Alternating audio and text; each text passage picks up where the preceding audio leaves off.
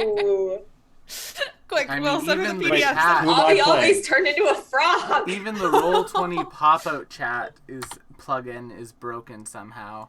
Oh boy. Hello everyone, and welcome to tonight's episode of the Strength of Thousands AP here on twitch.tv/tabletop rolls. I'm a disembodied voice right now, but normally... There we go. Nudie, I'm every week. Yep. Normally, Yep, yes. I mean, that's an interesting idea, which admittedly is what sometimes happens when you go to Pathfinder Society games. You get a new DM every week, and some of them don't try to kill your characters. And others do if you play a summoner. Ah. I'm still bitter about that, by the way. No, really? Yeah, just a bit. It's like, yeah, I Couldn't tell. tried to kill your character because you're playing a summoner. It's like, okay, that's fine. I mean, I say that when my players played monks, but I didn't actually try and do it. Oh, I was talking about, like, the GM in our lodge who specifically tries to kill all summoners and gunslingers. Someone was playing a gunslinger? Damn it! Though I They were imagine asking for death. you probably needed to get a special chronicle sheet for gunslinger, I think. Probably. But yes, hello everyone, and welcome to tonight's episode of the Strength of Thousands Adventure Path here on twitch.tv/tabletop rolls, where we're getting spoken on the song wind. Huzzah! That's book 2. It's written by Quentin Murphy, who's one of my favorite authors and tabletop RPG designers, and quite honestly, someone who I really look up to in the professional space of this. So I'm really excited to play through this because I think I'm going to learn a lot from this AP about adventure design and everything like that. That's Will nerding out for a little bit. He seems like a pretty cool guy. He writes adventures and doesn't afraid of anything. Mm-hmm. They have a wonderful quest for society play where you get to face off against a alchemically made creature, and that's all I'll say. But tonight we are beginning book 2, but before we begin book 2, a few announcements. Number 1, we have a new cast member. We have Aaron. Say hi, Aaron. Hello. Hey! Hello. I am a frog at the moment. Uh-oh. The internet. Zoom glitched. I'm for lagging just a little sec. bit. What? It's a new book. We're starting over with our Yes. technical issues. As we always it a do. I moment. think that's an internet issue. I think you're good. Yeah, you're probably good now. But we have a new cast member. It's Aaron. Yeah, it's the... Oh. It's the frog. It's the frog hat. Fair Tonight, enough. the part of Aaron will be played by this frog, This which hat. admittedly is on brand for the channel. It is. We did frogs, and I enjoyed frogs before they were cool. Oh, well. They're Ah, not cool now. cool. They are cool. They're very popular. I see them all over the place. No, I think you're confusing frogs with fan art of Froppy from My Hero Academia. That's All what you're right. seeing everywhere. So we also have We're not in touch with the youth. of course, the rest of our cast. We have Matt running tonight's game for us. I'm running fast, training. We have McKenna doing all the artwork. We'll have new artwork for Aaron's character next week, I promise. Yeah, I cannot wait. I'm excited. Mm-hmm. Also, And my Squishy's internet. gone mad. Of course, we have Zoe playing Ophelia, the bard. That one's been stuck in my head for like a full... Riley. There's a whole song about Ophelia. I was and you just- go with that. Ophelia was right there, and you went for O'Reilly's. Yes. Yes, I did. That's just where our brains go, guys. That's just where my brain goes. It's been stuck in my head Pretty. literally all week. We're starting off on an interesting foot tonight. Yes, we are. Hmm. But before we Welcome start to off season 2. before we start off with the adventure proper, there's a few more announcements, like the other shows we have on the channel. Every Wednesday night we have the League of Amazing Adventurers. It's our Pulp Adventure Pathfinder 2e show. Come and check that out. Then we have on Friday the Calling Chronicle, where we're playing D&D 5e. It's a heavily JRPG inspired game. McKenna has a pet dragon in that one. Yeah, and Will murdered all of us last week, so come see how that works out. Because it's a Fae Masquerade time loop. Well, okay, now you've, done the Now opposite you've of burying the spoiled it, lead. William. Yeah. Now you- Then You're supposed to draw the reader in without giving too much away. Then Like on Robot's fan. Sunday, we have the new gameplay series we're doing on the channel. We're playing through a game called Not for Broadcast. It's a game where you play as a news editor, editing the news live, and depending on how you edit the news, the story changes. And I got jump scared last week, Sunday, as Matt can attest to, and I did in fact scream like a child. So if you want to see that, go check out that VOD. There's a reason why I will never play FNAF. Yeah, if you ever want to kill Will, guys, just force him to play Five Nights at Freddy's, and then he will die. Of just heart palpitations due to jump scares. Then tomorrow we're doing a special bonus stream, mainly so I can have an excuse to play an MMO all night. We're going to be playing some Lost Ark here, so come and check that out if you are interested. It's a Korean MMO that's finally getting released in North America, and it's one of the only MMOs since WoW came out that has seen an increase of players after its initial release. Mm-hmm. So it's still growing in Korea, and sometimes it even tops League at being played at internet cafes. So, Interesting. It's actually probably pretty solid. But that's all of our announcements. That's all of our stuff. So, before I hand things over to Matt, I'm going to roll the new Season 2 intro. Work in progress.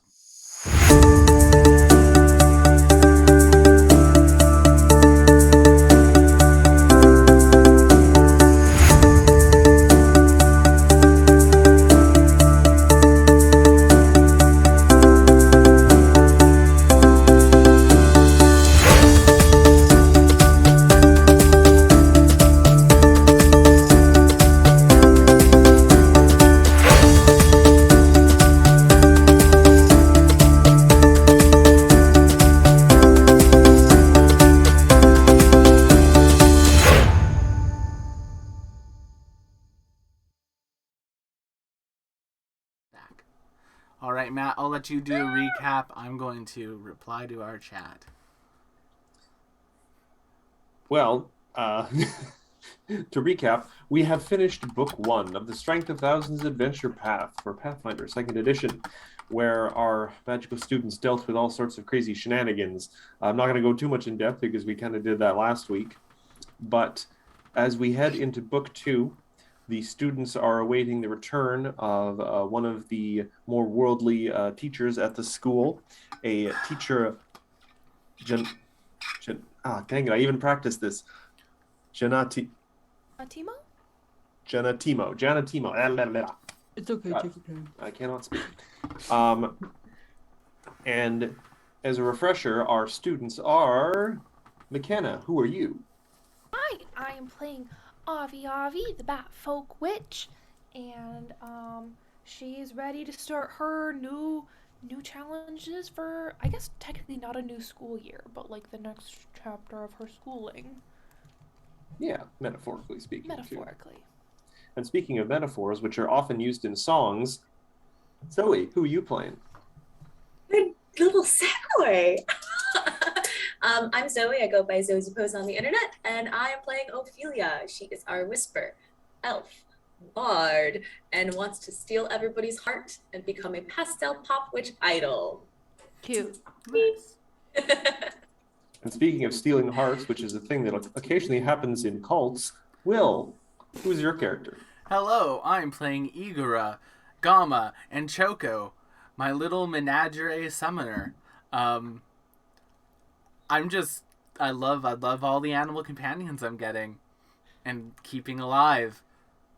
It's not stressful at all.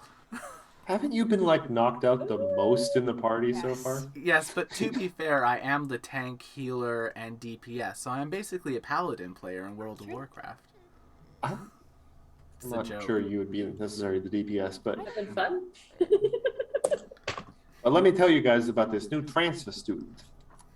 And by transfer student, I mean Aaron. Hello, introduce yourself and your character if you can. You may say as much or as little as you would like.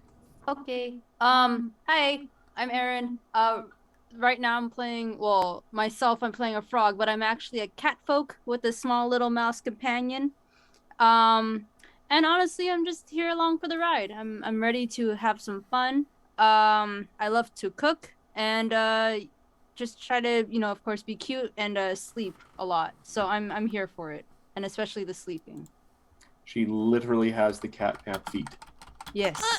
which is actually pretty useful if you remember to use it.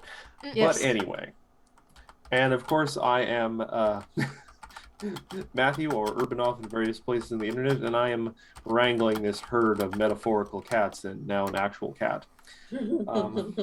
But Aw. Chat has and awarded you Aaron, Aaron with an chat. extra hero point as a thank you. Yeah, and chat, don't forget, you can use your channel points to hand out hero points.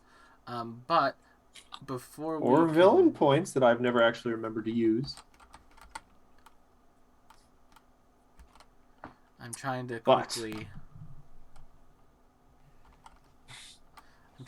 With that all out of the way. Oh, trying to quickly, what, Will? You cut out there for a second. I'm trying to quickly... got it. Give me 1 second. There Y'all, comes the if you charm. haven't already, go follow Matt's Twitch. After the stream, open up another tab. Oh. Oh boy. Go give Matt a follow. I cannot guarantee there will be much there to amuse you. I mostly stream Fate Grand Order. Maybe in the next couple days, the Valentine's challenge. But anyway. Thanks for the sub, Quinn. Is that Quinn? That's really awesome. Oh. Author of the book. Very Aw. excited to play. This is going to be amazing. That's so cool. Feel free to use the lovely emotes you've got access to. Oh, and thank you for the follow, Mark. All right, but let's my channel. continue on now with the adventure. But yes, now we're going to take our first steps into the actual content of Book 2. And to start with, I'm going to read you guys a bit of a passage, though it's going to be a little different from what we've had before. Ooh. Previously, the kind of sections of Chapter 1 were marked by sort of folk tales and fables of the Magambia. Here, we have something a little different. So, even before I set down my satchel after returning from my travels, Takula Ott spoke breathlessly about a group of students who fought off insects, confronted an expelled student we all thought to be dead, and defeated griffins that had decided to feast upon mysterious Anandi rivals. My role leading the Uzunjati and my love for a good story demanded that I ask Takula about these students. He supplied me with more information over dinner, and my initial interest turned to fascination. I've decided that I shall speak to them, and if they are even partially as interesting as Takula makes them out to be, offer my hand and to help guide their efforts. The stories I hear about them fascinate me, but what I want to them to know, that doesn't seem right, and deeply understand, is that stories of the past build the events of today. What brought the griffins to the school? Where did they come from?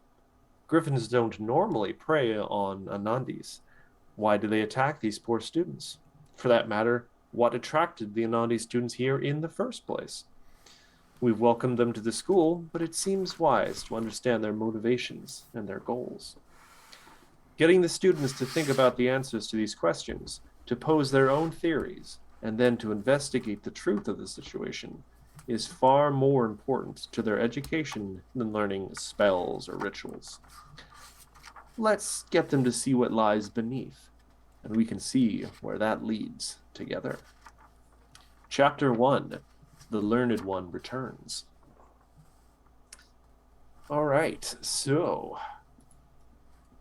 2 weeks have passed since the events that marked the end of the last chapter, where the griffins descended upon the new students, unfortunately slaying one of them, but were beaten back by the efforts of our group of heroes here.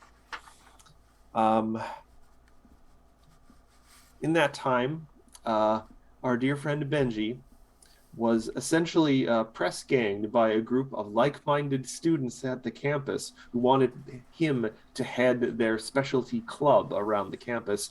And overcome by their enthusiasm, he transferred out of the Spire dormitory into somewhere closer to this particular group of students. You guys still see him around occasionally, but he's always surrounded by his club members, so it's hard to talk to him. But who knows, maybe you'll have time to sit down with a meal with him in the days to come. But in the days following his departure from the Spire dormitory, you guys are all sitting around in the common room one morning when a new student kind of walks in carrying their bags and everything. And Aaron, your character is greeted by the sight of an interesting assortment of characters sitting around in the common room of the dormitory that you were directed to. Who wants to make the first move, I suppose. Just kind of like look over to Avi and to Ophelia. It's like, as I believe I've been told many times, I am not the person to make introductions. What color is your fur? Huh? What color is your fur? Oh, my fur? Well, it's a mixture. Well, I mean, in the light it looks different, but I guess I'm just a little calico. Hopefully you could see some orange, some browns in there. But in the light it looks a little golden, I assume. Okay. As we see our friend, our new potential friend walking by, I just kind of go like, your coat is so beautiful. My gosh. Hello. My character is just a little shy and a little, of course, a little standoffish, but I do open up and try to make some new friends since I'm very new. And I greet with a small little meek hello. There, my name's Avi Avi. Are you staying at the Spire dorms? I am. I hope you don't mind my little companion with me. Oh my goodness, not at all. What's her name? My little companion is named, well, he likes to go by many names, but one of them is Bob. Bob? Oh, that's That's adorable. This is my companion, and Avi points to a like smallish cub. Blue eyes, charcoal fur, black stripes. Her name is Agate, and she doesn't have many names. She just has the one name, but she's my familiar. I'm sure she'll probably be good friends with your familiar. She's very snuggly. My familiar is very well, of course, very shy, same as me. We do share the same qualities, and I risked my sight for him. I did find him, of course, struggling to survive, and he is hard of sight. So I willingly gave away one of my eyes of sight and gave him some sight. Oh, nice. So I am blind on my right eye, but he can see on his right eye, but he's blind on his left eye, and I can see out of my left eye. That's amazing. I didn't know You you must could share do an that. incredible bond.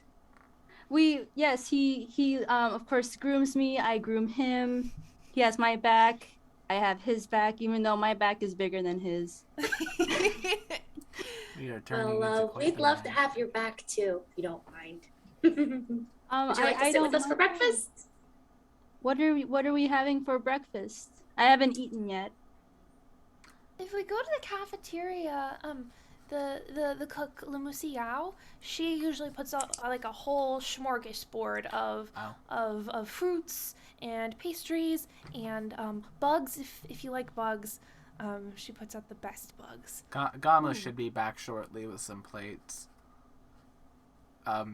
And I think it's at like that moment that y'all see another frog hopping around the side with a large terror bird, a black feathered obsidian terror bird, Now a large-sized creature, also with a couple plates, like a plate in their beak, coming in with a bunch of breakfast foods. It's like, that's Gamma, and that's Choco. Will, Yes? please roll a acrobatics check for Gamma. No. Acrobatics. Let me find Gamma. 18. He managed to bring the food back without, throwing it to the ground various points. Gamma has the ability to, like, bipedally move. Like, Yes, but he's never been trained as a waiter. fair enough. Waiting is a hard job. Don't think just anyone can be a waiter, Will. That is not unskilled labor. Carrying like 4 plates of food too. That's Well, so the Gamma Yeah. has And 2 drinks. plates, and then Choco has 2 plates. Describe for me, Will, how a chicken is carrying 2 plates. Oh, it's on the saddle. Oh, it's just balanced. You've just balanced the chicken balanced a porcelain plate on its own. I mean, if Very impressive. in Robin Hood a chicken can play lute, I can believe that a chicken can hold plates. We have already canonically made this obsidian terror bird a very, very regal and perfect creature. I think it can balance a plate on its back. yes, but you are underestimating how much it is willing to run errands for you. Yeah, that's true. But yes, the various animals bring back breakfast. A little shaken, perhaps. Some of the breakfast sandwiches have started to separate into 2 parts, but they can be smushed back together. Oh, there it is in chat. Yep. Yeah. You did this, That Matt. was I did do this, and I'm lying in this bed that I have made. You roughly made this 30 bed. minutes for You're that. sitting in it. Oh yeah, food. We're not even. Oh yeah, we already Oh yeah, immediately. 28 minutes. We did it. But anyway, yes, a veritable spread is brought for breakfast, so you can all enjoy a good meal. While you are all sitting here, though, good old, constant, and reliable Essie from the dorm comes up, and she seems to have in her hand a number of kind of sealed envelopes. And she looks around and says, "Oh, well, this is a fortuitous gathering. I have something here for all of you." And including here, hold on a sec. Air, I believe. Yes, it's going to take me a little while. I'm always terrible with names, pardon. And I just see Aaron in the corner, and I immediately start thinking, Aaron, no, character's name, Aerith. Hands 1 to Aerith, 1 to Igora, 1 to Avi, and 1 to Ophelia. And they appear to be notes written to each of you individually from Genatimo, asking you all to come pay him a visit sometime this morning in his office, which is northern end of the northeast edge of the campus near the canal. And Essie just kind of says, "If you take my advice, I would not delay. He's a very interesting man, different kind of track than I'm used to. I'm more, the studious type, and he's more about the stories and everything, all that stuff. But it's a very interesting man, and he's got some interesting stuff in that office. So, Is Janatimo a student or a teacher? oh no, this is he's the head of the Uzunjati. Oh. Uzunjati. Oh. Yeah, unfortunately, he's not often in the campus because, as you know, of that particular branch of the school, they love their stories, and there's only so many stories you can get hanging around the campus. So he often is traveling abroad to gather more stories and bring back what can be learned from these stories to the school. This is one of the rare periods when he's back. I believe Teacher Ott sent a message asking for him to return, and finally back, I guess. And has apparently already taken an interest in you, which I cannot blame him. but excuse me, I have magical theories to study. And she See. calmly goes back to her room. Well, do we want to go now? I don't know if I want to keep him waiting. I think it'd be best if we head over there. Well, you guys lead the way. I'm, of course, very scared of this person, even though I don't know who they are. Although they sound very intimidating. Well, I imagine the scariest thing that somebody from the Uzunjati will ask is your whole life story, so that's not true. They have too done that. daunting. Well, I hope they don't ask me. Remind me, who here has Magambia lore? I don't. I have academia lore and I have Magambia lore. Ophelia, feel free to give me a Magambia lore check. Think. 22. 22. You remember, you overheard the other day, because there's a bit of buzz around the campus at the possibility of Genetima's return, and you heard some people talking in the cafeteria about him, and you remember them saying that he has an eye for talent, and those he takes under his wing tend to become prominent figures in their own right. Interesting. I relay that to everybody. Okay. So he may ask us to do something fun. I don't know, but you're right. We should go see him right away. I think as we start walking, I say to Aerith, you know, we used to do a lot of tasks for the school, and a lot of them were mostly community based, and they weren't too hard. Sometimes it was just like collecting mail, so it might not be too difficult to task, but sometimes it is also like fighting giant bugs, so it might also be a very difficult task. It's like a wide range of tasks. Okay, I think I'm definitely okay with that. I start to fumble around with my small little familiar, and he looks at me and I look at him, and we just sort of nod at each other, and we look at, of course, everyone here, and we both give the nudge to start walking and ready to go, even though he's sweating more than I am. And if any of you don't feel like walking through the campus, Choco is available if any of you would like to basically not have to walk.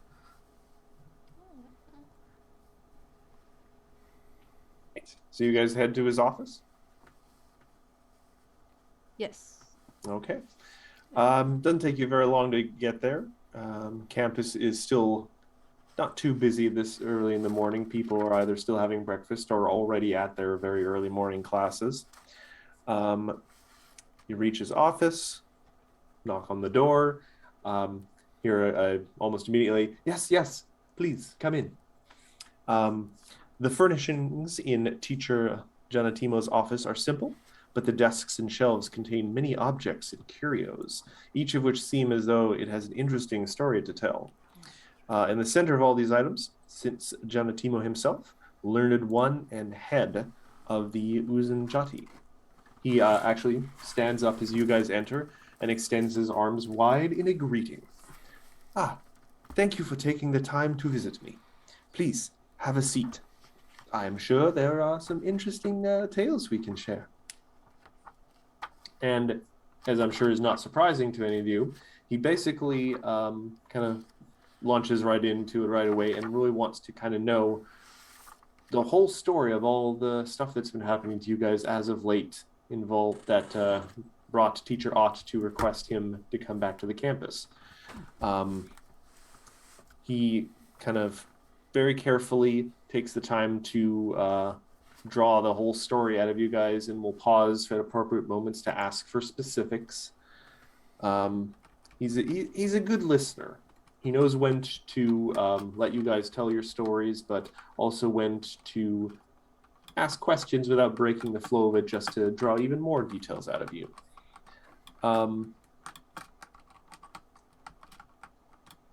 He very specifically asks kind of and this is the point I'm actually going to ask you guys, for a kind of a description of what happened that one day in the clearing where the griffins attacked. And if anyone wants to take the lead on this, describing the events. Well, okay.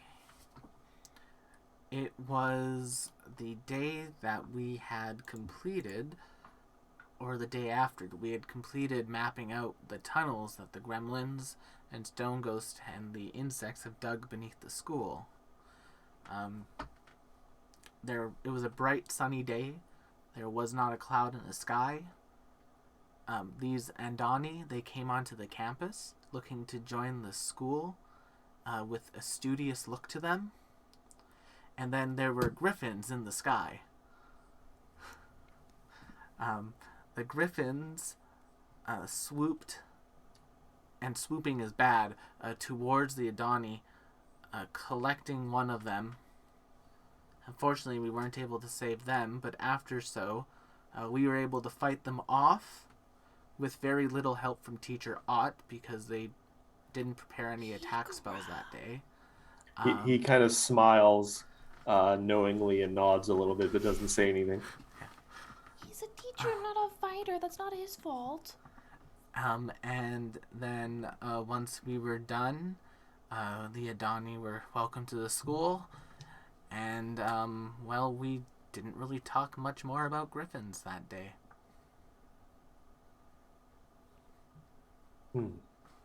He nods. At this point, he gets up from his desk, walks over to a shelf, pulls a very interesting teapot out of a box and puts it down, and he taps it, and you notice that compared to a lot of the stuff in this office, this particular teapot doesn't resemble like anything from like kind of Magambian shops or craftsmen and the like. It appears to be of a foreign manufacture, and it seems to have kind of an interesting like snaking red dragon inscribed in the pottery. And when he taps the red dragon, a little red jewel in its eye glows. A little puff of steam comes out of the top of the kettle.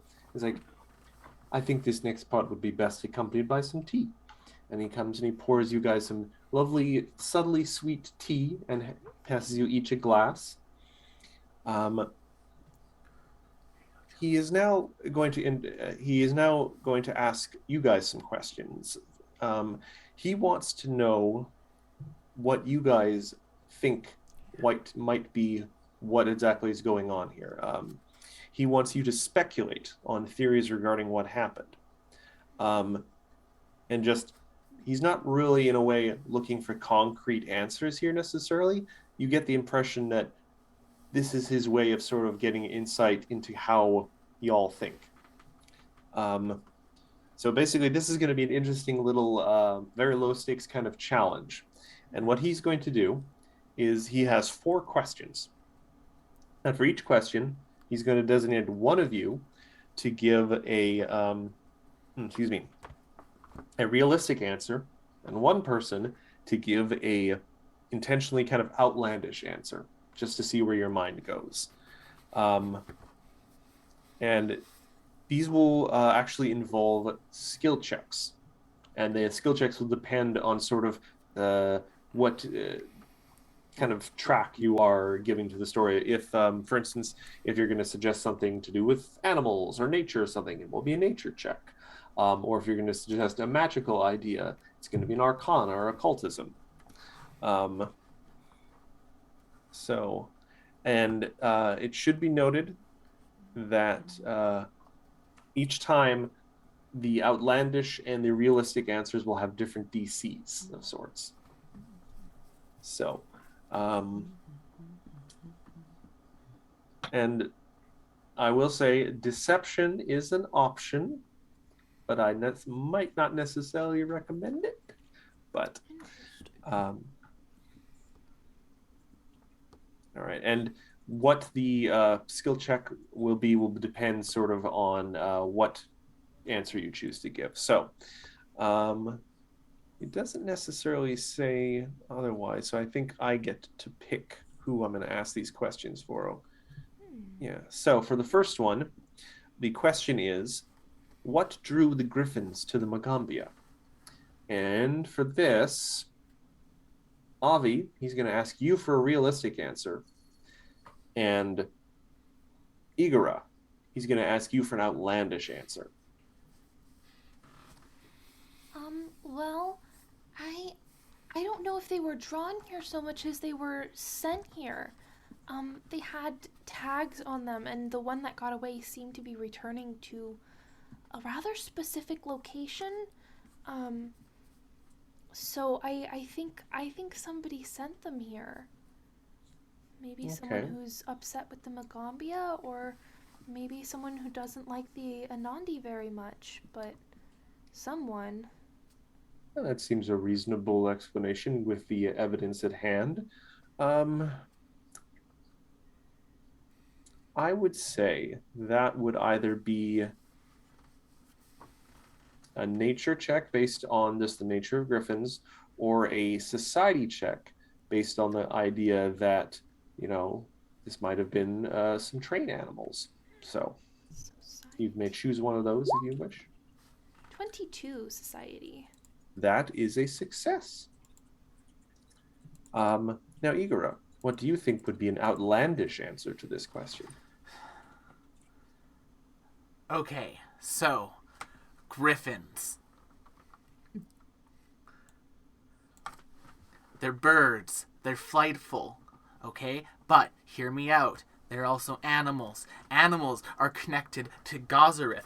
Gozerins don't like building of societies and building of things. They like nature and trees and things. And the school's been expanding, getting bigger. They tried to build that library in a stump. And because of that, they have attracted the eye of evil Gozerin cultists who use their magical Gozerin abilities to brainwash the griffins, send them to attack the school and cause chaos so that we stop expanding, and then return so they can continue to be worshipped.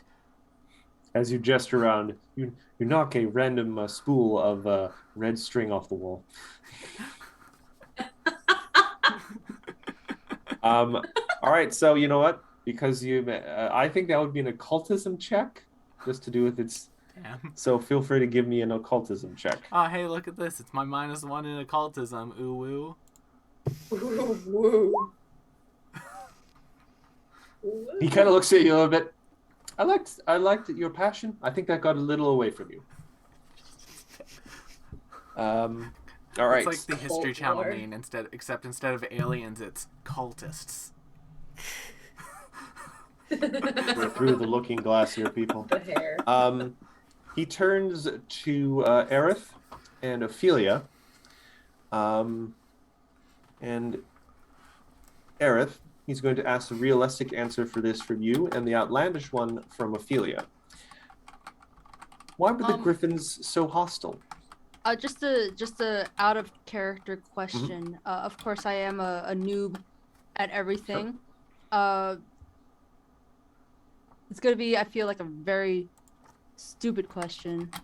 No, there are no stupid questions. I just want to know, like, the mechanics of everything, like, very quickly, like rolling dice and doing. That's very simple. Yeah. Do you have Roll20 open in front of you? Yes, it's open right in front of me. All right. So in the top right-hand corner, there should be a little icon that looks sort of like a folded newspaper. Right, that's right. Yes. Yeah, you click on that. Journal. Yes. And then you look for one of the thing that says Aerith. Should have a little kind of person thing next to it. Yes, I see it. All right, click on that. Uh-huh. And then once that is open, yes. Go click on the tab that says Character Sheet. Yes. And if you scroll down, there'll be a large list of things called skills. Okay, yes. And when the time comes for it, we'll ask for a specific skill, and you just have to press the blue square that has the name of the thing, and it'll roll it for you. Perfect, thank you. Yeah, I remember doing this on my phone, and it was not useful. So now that I see it on my computer, it's much more okay. Good, awesome. That was my one major question, but I'm glad that we clarified that. And there you go. Yes. Okay. Awesome. Perfect. Thank you. All right. So the question posed to the two of you is, why were the griffins so hostile? And Aerith, you have been asked to give a realistic answer, and Ophelia, you have been asked to give an outlandish answer. Okay. Well, sir, to be honest, it is my first day here, and I just want to say that I did see everything from a distance. But of course my eyes aren't very good. But Bob, um, kind of has an idea of what's going on, so I'm definitely going to speak for him. Um, but I do want to agree that they were possibly looking for something. They are sort of attacking with a sort of response. They are definitely not doing this just because they want to, but they are looking for a specific item, a specific thing. And I don't know why they came over and they started attacking. But to be honest, sir, I will say, and of course, by the humblest ways, I was sleeping. And of course, Bob was awake. But he doesn't speak very good uh, English. So I do apologize. I am a very lazy cat, and I usually like to take cat naps. It's an important skill to have. Not everyone is capable of it. So that was mostly about sort of the nature of the griffin. So feel free to find the button that says nature and press that one. Okay. 20, that is a success. Okay. Seems reasonable, he concedes. Turns to Ophelia. What do you have? Romance. Oh, So do tell. there were 3 griffins.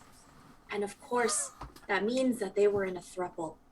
But all night, they were fighting over who had to watch the baby griffins, the chicklets, who were crying and crying and crying, as babies do, of course. But you're supposed to take turns. But the griffins didn't want to take turns, so they were fighting over it all night. So they didn't get any sleep. So they were rather ornery, and that's why they attacked. Interesting. I suppose that would also be about the nature of griffins, so feel free to roll a nature check. Bob says that ornery is a very good word. It is. Very close to a very different word.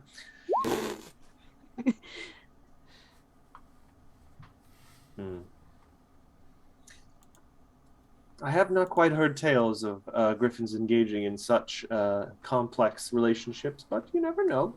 It's the first time for everything. I appreciate your open thinking. For the next question, what brought the Anandis here to the heart of the city, which they appear, wholly unfamiliar? They're not native to this area. They probably have come a far distance. Why is that? Why do you think? And for this one, I'm going to reverse things. Ophelia, I would like you to give a realistic answer. And Avi, I would like you to give the unrealistic answer, or the outlandish answer. Not unrealistic, but outside the box thinking. Well, clearly, what brought the Anandi is the same thing that brought the bugs to the school. And they said that they felt some sort of call to the school and that it was growing and growing. And really that's all I have, is that they're all feeling the same pull, these bugs. So it's only a matter of time if it's getting stronger, if I don't know if other creatures will start to feel the same pull, and that might be dangerous. So we just have to stay vigilant.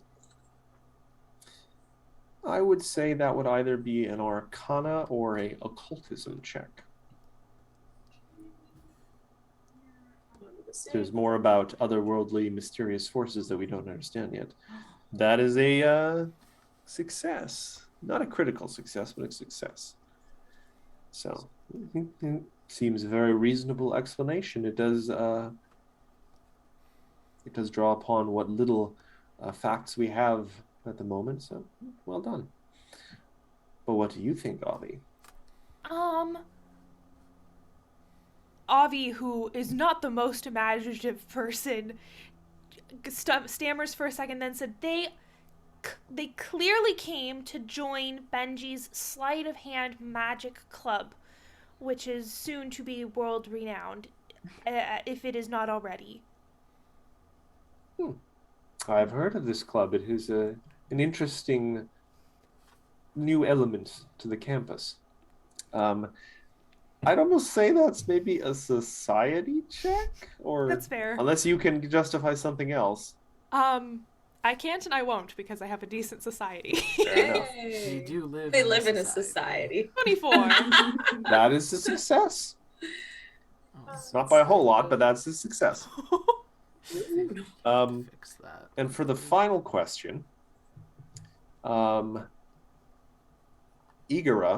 I'm going to have you give the realistic answer, and Aerith the outlandish, outside the box thinking answer. And the question is, what else might the Anandis want besides to study? That is, what might make them feel more like they belong here? Oh, jeez. Igara? You see If you need Igara time to sit think. there for like a solid minute. Have some tea. I find it's very good for mental Just- processes. Very carefully thinking about their words. Says, well, I can think of a couple of things. And drinks the tea. When I was back home and we would have new people come and join us, we would always do a large ritual to welcome them into the family. We would capture someone and then they would bathe in the blood of the thing that they had hunted, and it was like a big party. Now, I don't think that's probably like a good thing to do here, but I think like maybe learning more about their culture, learning more about them, and then using that to inform some sort of and I don't want to say party, but like some sort of just like welcoming, like some way to make them feel more welcome or represented on the campus. I mean, seems reasonable, though I'm a little concerned about the personal experiences you were drawing from. But everyone has their own stories. I would say that would either be a society or a cultism check. God help me with my -1 in both of these. This is why you're not in the Uzanjati. No, I'm a diplomat and a scary boy and a liar. He looks a little skeptical of that particular explanation. Turns to Aerith. What do you think? Aerith starts sweating a little bit and looks at Bob for guidance. Bob starts squeaking, squeak, squeak, squeak, squeak, squeak, squeak, and then Aerith nods. Well, obviously they she starts sweating a little bit and always thinks about food. They came here for our food. Yes. I know we have. Well, I've heard that this school makes very fine cuisine. And of course you can smell it from miles away. She looks at Bob, and Bob sort of smells the air and looks at her and just goes and nods. Yes. So I do believe that. Of course, I was drawn here by the food. And so I do believe that. Of course, they came here for the food. And she sort of smiles and kind of keeps contact. Bobby like gives you a thumbs up under the table. Yeah, Bob is the one that kind of looks and just gives a slight thumbs up. I would say that based on the fact that you would have to either know something about the Anandi society and what they want and what they value, or just about terms of like their food, what they would eat. That would either be a society or a nature check. I will roll that as a society. For we live in one. Because we do live in one. We do be live in living. a society. We'll be living in a society. He looks a little skeptical. you're a little, maybe coming up a little short in terms of the details provided, but he doesn't dismiss you outright. So he kind of sits and thinks about this for a moment, and has kind of takes in all the answers you guys have given him, more about who came up with what ideas than, the actual explanations himself. And he eventually kind of speaks up and says, what is clear from all this is that we need more information. I think there are still many gaps in this story. So what I would like all of you to do is to track down the one lead for the moment we actually have. And I believe that is the Anandi students themselves. He suggests that you guys can either go talk to the students, or if you're perhaps a little more adventurous, maybe try and find out where the griffins came from. But admittedly, at the moment, we don't even have a lead on that, so the students might be a little easier. He says, admittedly, this is going to probably take the form of kind of a term project, so no need to rush necessarily on this. I know the Anandi students have settled in a little bit over the last 2 weeks. I may want to try and maybe ask around about them, get some information. Sorry, I wanna circle back. You said this was a term project? Well, think of it like a term project, just in terms of the fact... Right. But several students were attacked. Is this not an issue for the authorities or maybe administration?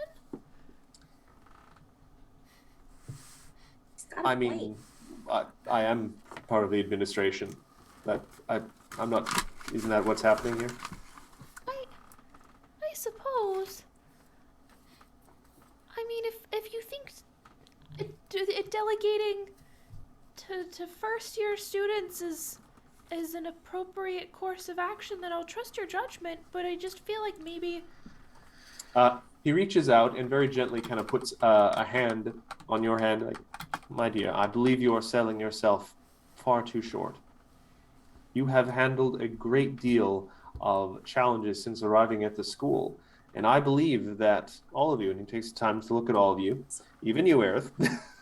I look at Bob, and Bob looks at me, and we take a small sip of our tea at the same time, shaking a little bit. I believe that your stars are in the ascendant, and by some trick of fate, perhaps, you are already a part of this story. So it would make sense, I think, in my experience with stories, that we should continue on this path. And for one thing, just in a practical sense, if you were to speak to the new students, they already feel grateful to you and would be more likely to open up. It's very possible, and from what I hear, this may have already happened, they are perhaps a tad intimidated by the administration of the school. And probably even more intimidated by any, law enforcement of, Nantambu. Yes. Especially if we don't know where the griffins came from. Oh no. Yeah. So, I will be back. I will be staying at the school for a while now. I've finished my recent travels. So, over the next little while, if you come upon any new elements to this story, I would be grateful for you to include me in them, because I believe I could perhaps provide some insights and help piece these disparate parts together. So take this at your own pace.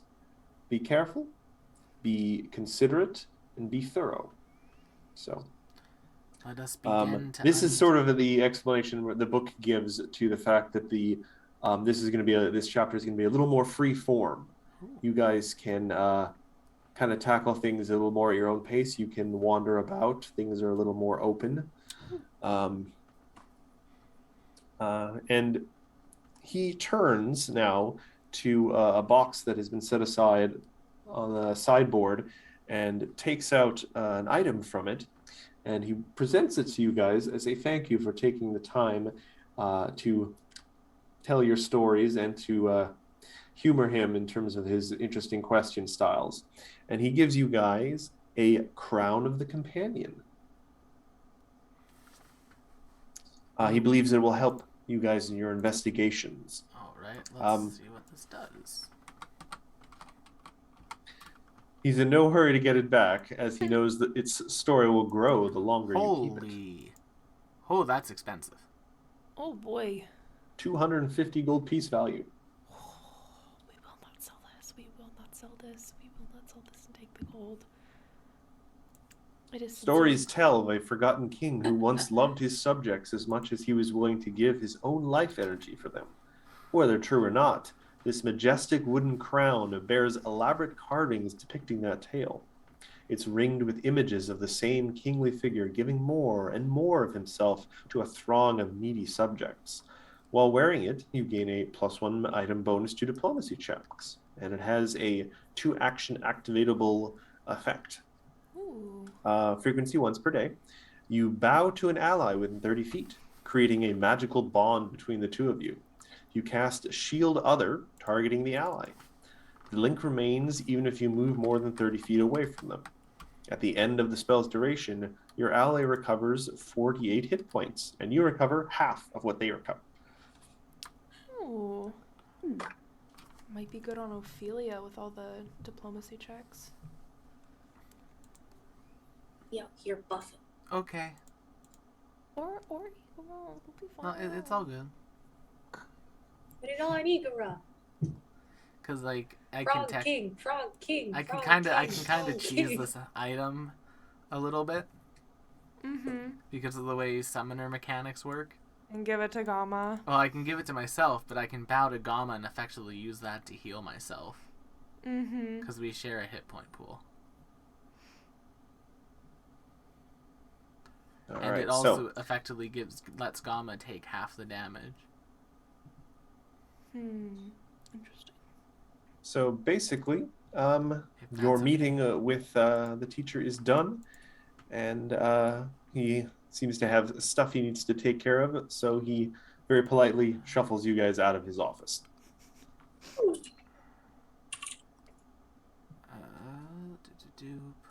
So you guys have some options. You can ask around the campus, look for the Anandi students, or you can try investigating the Griffins. Well, I think we should probably talk to the Anandi students first. Let's see, there was Goss and oh gosh, what was the other one's name? Oh, hold anyone on, I have that actually. Students, thank you. Okay, The surviving ones are Goss and Savannah Kin. They have their much longer Anandi names, but apologies, I am not going to say those every time. That's very fair. The one who perished, Zenway unfortunately. I was gonna say, saying to Zenway Strands of Glowing Dawn every single time Yes. takes a while. The one who unfortunately perished at the Griffin's hands was Maztachaya. Oh, poor Maz. Oh, and I'll admit, I picked the one to die based on how hard it is for me to pronounce the name. You. That's You would do that. That's so valid, Matt. On a side note, Igara is now exclusively riding Choco around the campus now that they're in business mode. Who does stop frequently unless you give him like a handful of corn. That's fair. I mean, it's how you've gotten him this big. Choco is combat ready, Corn. and hopefully that doesn't mean he's going to get axed during this book at some point. Hope he doesn't get a corn addiction. It's too late. This stream is already corny enough. I've been infusing them with caffeine, so it's just a caffeine addiction. It's fine. Oh my gosh. He's going to have a heart attack by the time he is 20. This poor chicken. This is what happens when Igor is left alone with Shazera. He learns how to infuse things. Like sriracha vodka. Ooh. Oh, God. That is a thing. That would kill me as a person. Yeah. As someone who does not handle their liquor or their spices very well. No, I would just be dead. Actually, upon that spices. sounds interesting. I would be willing to try it. I feel like if you put it in like a not a margarita, but something like lime adjacent like that. Yeah. Like replace the mojito. chamoy with Ooh. Yeah. Yeah. Mm-hmm. But yes, shall we like go like a and watermelon something. visit some friends, some new friends? Yes. Or Shazere. Well, At this point. Jazera, we've got some new ideas from some booze infusing. It should be noted, you guys don't know where the new Anande students are. Oh, that's true. Hmm. You know, I bet we could ask Essie. She knows basically everything. Yes, Essie is a very good person. You want to go back to the dormitory and check with Essie? Yeah. Maybe use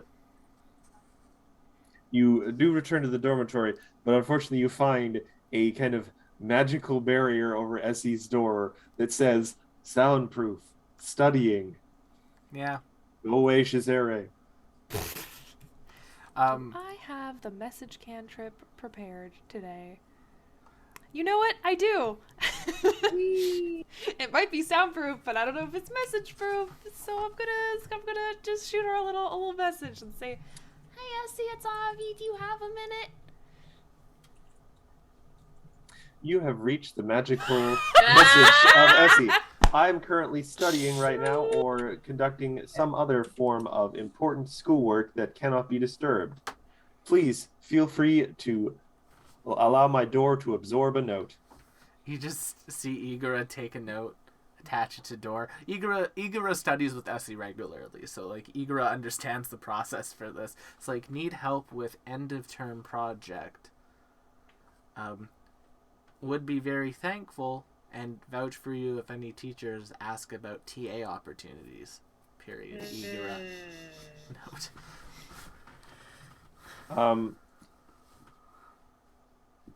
As you guys are standing there, a voice chimes up behind you. If you're looking to talk to Ezzy, I don't think you're going to get an answer anytime soon. And you turn around, and there is dear old Anchorroot, the cute little tiny knoll who you know and love. She Wait, seems can to we be. put her picture up in Roll20? Just one more time. Yeah, give me a second and I can. Yeah, I think unfortunately all the student pictures are in part 1. Yep, I got it. I'm writing everything down. Just to make sure I remember everything. I know I have Your the old very first Anchorroot. page is like a list of names. Oh dear. Oh, mine is like gremlin writing in 2 different books. Think of it as a I lost security one measure. I see, Anchorroot mine's just seems the to be bod. carrying a bag of bulbs and root vegetables. Oh. Ankaru, I don't suppose you have any idea where the 2 new Anandi students, Goss and Savanakin, are? I'm afraid I don't know, though I know Tizenue has been going to see them. She might know if you can catch her. I think she is taking her kids to the cafeteria. Oh, all right. Well, I guess we can go and grab lunch on the way. She pulls out of her bag and offers you each a little root, ginger root that she's been growing. Oh. Thank you. I know some people like to use this as like a palate cleanser after like certain meals or something. So, plus if you put it in a little bowl with a little bit of something else, it can make a lovely smell in your room. Very fresh. Cinnamon or lemongrass is another really good one. Or you can have some ginger honey tea. Yeah. Bob tells me some certain recipes, but he just likes to eat it raw. Noticing Bob for the first time, Anchorroot gets a little sparkle in her eye, reaches down into this big satchel she has at her side, rummaging around there for a second, and actually pulls out a little bit of cheese. Yeah! And may I? I look at Bob. Bob looks at it questionably and then takes it very, very gingerly. Gingerly.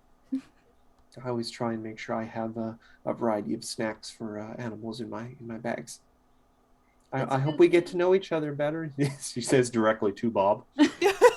Perfect. Bob squeaks happily and tells me a small little quibble, and of course I reiterate, saying that even though I am a cat folk and happen to be lactose intolerant, he takes all of my lactose, of course, You know, easily. that is a fair point, Mark, and Anchor would know that it is actually, rather than cheese, it's probably some sort of nut. Yeah, they do like peanuts, like peanut butter. Peanut butter. Something less processed. Peanut butter. Peanut butter. Yes, we have peanut Shows butter. how much I know about actual mice. We have jelly and we have chronomancy. It is peanut butter jelly time magic. Even though Suddenly, Bob a is dancing small, banana he breaks is, through the wall. he's a round boy. Oh. Ankroot says goodbye and hurries back to her room. So yeah, you guys can try and track down Tuzweni if you'd like. Yeah. Yeah, I think Avi probably trots along with all 20-foot speed. Little baby legs, trying to trot to the cafeteria and catch her on the way there. Yeah, you find her pretty easily enough. She is, for once, managed to get her two kids under control, and they are sitting there in their human forms, calmly eating their meal, which you do know is mostly bugs. But yeah, she directs you guys, because you guys have made a good impression of her from her for now. She directs you. She specifically says that the other than her, the Anandi students haven't made many friends around campus, as they tend to stay in sort of their kind of hybrid form. So humanoid spider people.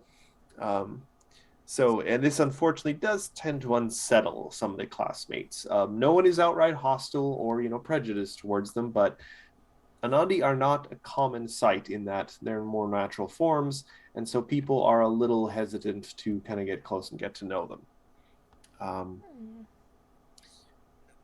They apparently mostly kind of spend their time just sitting outside of what's called the Hababe building, a little-used structure that contains storerooms, lecture halls, and spare offices.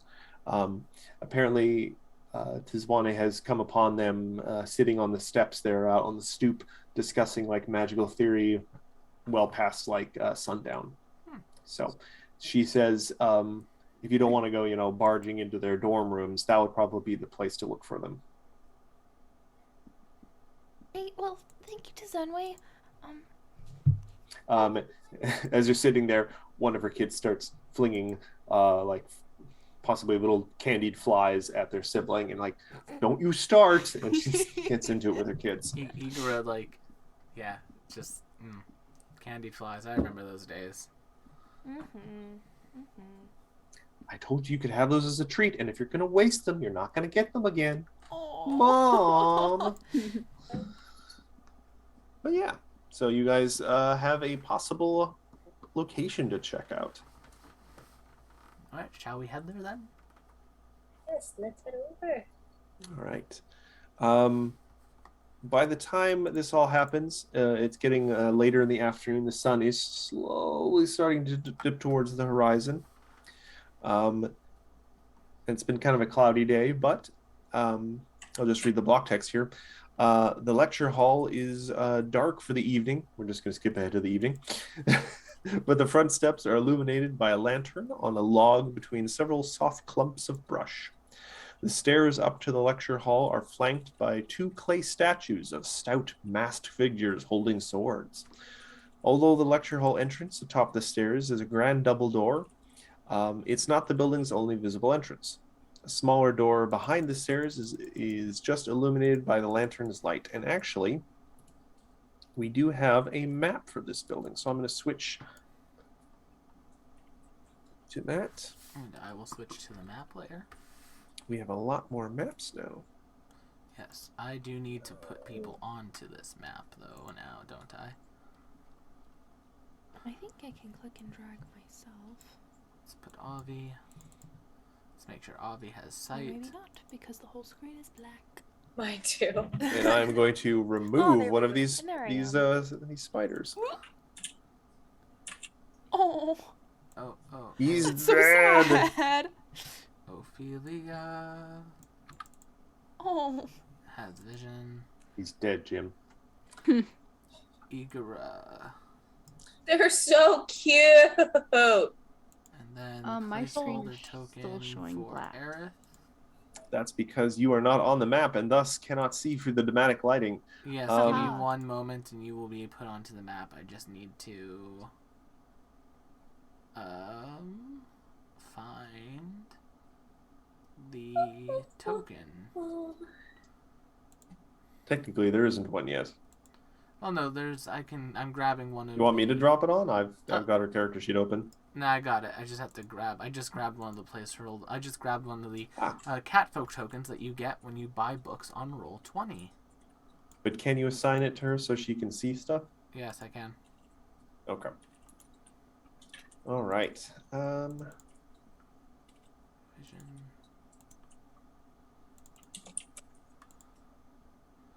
Controlled by Aaron. And it represents Aerith. Ho ho. There you go. You should be able to see now. Yes. Yay! I'm slowly becoming more proficient with Roll20. it does take some doing, unfortunately. Lamau. Me still to this day, like. Alright, Where? and now time for Igara's Menagerie. There's Gamma and Choco. So yeah, you guys come upon Goss and Savanakin. They are kind of just sitting around shooting a breeze, making some elaborate gestures, probably describing some sort of magical effect or discovery they've made. They do kind of turn to look at you guys as you approach, but seeing that they recognize y'all, apart from Aerith, they seem to relax a little bit. They'll immediately grow a little more concerned upon seeing the death bird. He's Terror that bird. big. Yeah, this is how big Large. It's a Choco large is. creature. This is Choco. Big boy. And Big he's going feebling. to get bigger. And bigger. He'll end up being huge, so he'll end up being 3 squares by 3 squares. Like that. 9 squares? We even have maps functional for that. So, if you guys would like to kind of interject in the conversation, you could interrupt with diplomacy or intimidation if you just wish to barge in and take their attention, or if you'd like, you can try interjecting ever so subtly and joining the conversation with an Arcana check.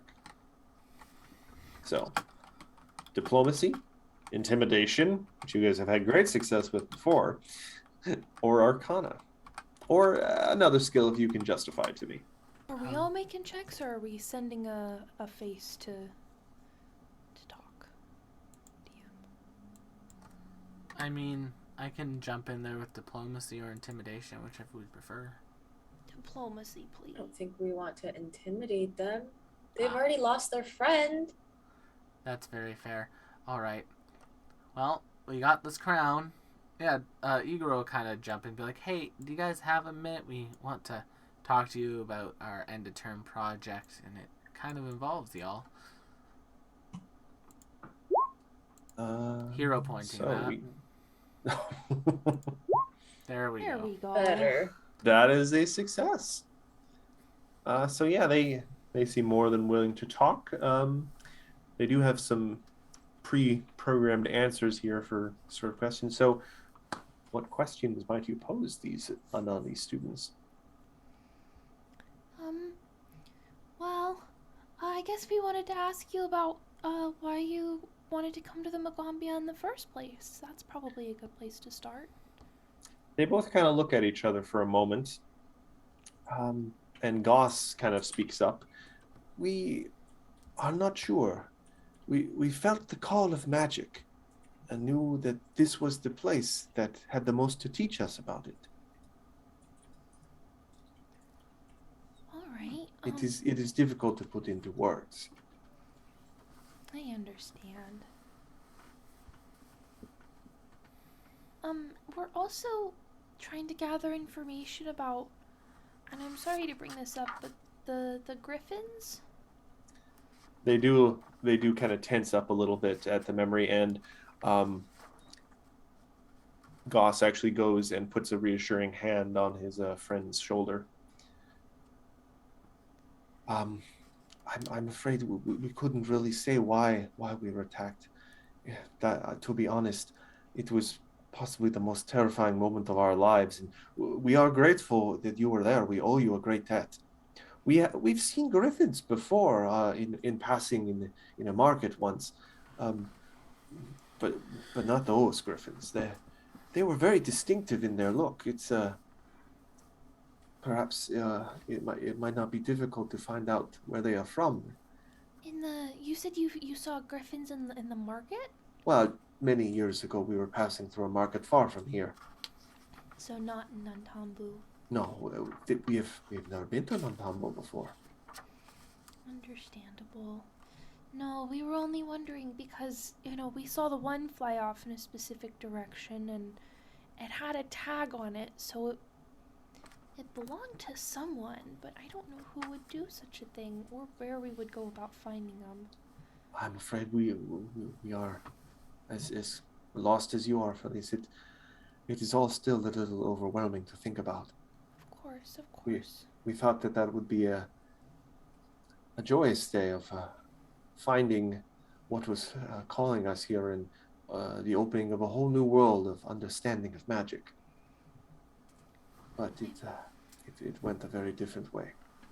I'm sorry your joy was stolen. It should have been a better day. But we're gonna do a bit of an investigation to make sure that kind of thing doesn't ever happen to anyone else. So Well, if we can help in any way, that we would be happy to. We would not wish that such a encounter on anyone. Oh no. That day when you were coming to the school and going through the town, did anything strange happen to you? Did you notice anyone or anything off? Other than the kind of inexplicable draw to the school, no, not really. We had sort of felt the call for many days. We live deep in the jungle. We wanted to see more of the world and understand this feeling, so we came to Nantambu. We had only just arrived and only just learned of the Magambia when we realized that perhaps this was where the calling was coming from. We hadn't seen more than a handful of other humanoids until we came, and then there was the city, and there were so many. It was quite the day. Of course. Did any of your family feel the same pull? If they did not speak of it. But many of our people are very invested in our family groups and our communities. So it is possible they have pushed the feeling down to stay at home and stay in close proximity to all that they know and all that they are familiar with. But myself and my friends sadly glances at a spot, where their other friend would be. We have always been curious about the wider world and about magic. So I suppose when this feeling came to us, we were more than eager to leap into adventure, I suppose. Perhaps we were a little reckless. I sort of chime in and notice a little bit of uncomfort, so I walk over and I offer Bob as a reassurance. Make a diplomacy check to try and be reassuring by offering these spider people a mouse that they are going to not eat. And for the chat, I will say their lost friend, Barris Threads Billowing Maztachia. Also, just so we can Just call him Bear. just so that this is said out loud, our party now consists of a terror bird, a frog, two bipedal frogs, a cat person, a mouse, a cat, a bat, and a elf. Not a human to be seen. And Will, just for clarity's sake, please explain to the chat how you now have possession of this large creature. Oh, because when we leveled up, I took, for my free druid feat, the animal companion, and I collected the terror bird animal companion, which is from the Grand Bazaar book for the Lost Omens Guide. I recommend the book. It's very good. And the terror bird companion is a large companion with the mount ability, meaning that I get to basically ride it as a mount. And you're allowed to take large companions? Yes. Okay. Horses are large. You can get a horse. True. It's a common animal companion. We good. Cheatery. Diplomacy, yeah. You know what? Chat's calling you out, Will. Just wait till we are level 6, and this thing becomes a mature animal companion, and then it gets a free action every turn, effectively giving me 4 actions. Jesus. Don't worry, I'll kill it before then. Or it'll change back into whatever it was before and escape. Like a dragon. At level 9. So, Aerith, that is a unmitigated success. And you bring some comfort to these humanoid spider people with your very friendly and personable mouse. Don't worry, he's Bob very is a people smartly person. dressed. Yes. Now that they're feeling a little more comfortable, Goss kind of says something quietly to Savanakin, and they kind of turn and glance behind them. And they wanted to mention something to you guys.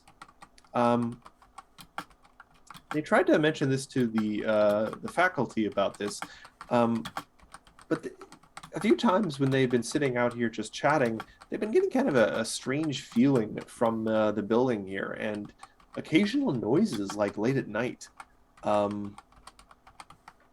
No one really seems to have paid much interest to it, though. So, I don't know. They just thought you guys might want to know that. Is it like scratching or barking? Just sounds of like creaking floorboards and doors opening and closing.